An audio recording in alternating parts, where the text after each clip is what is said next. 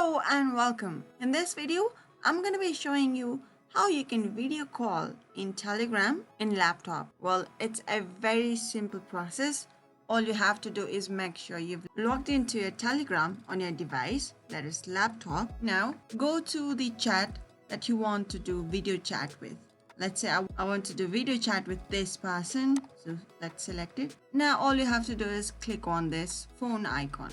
So let's select it. Now it's saying that if you want to start call, this is the button we want to click.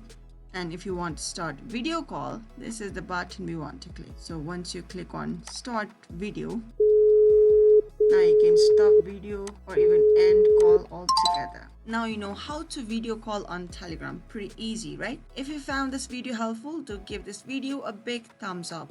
And if you still have any questions or comments regarding video call in Telegram on laptop, do leave them in the comment section. We'll get back to you right away. And if you don't know how to log into Telegram in desktop, you can also check out our video in this very channel. There are two major ways to log into your Telegram account from your laptop.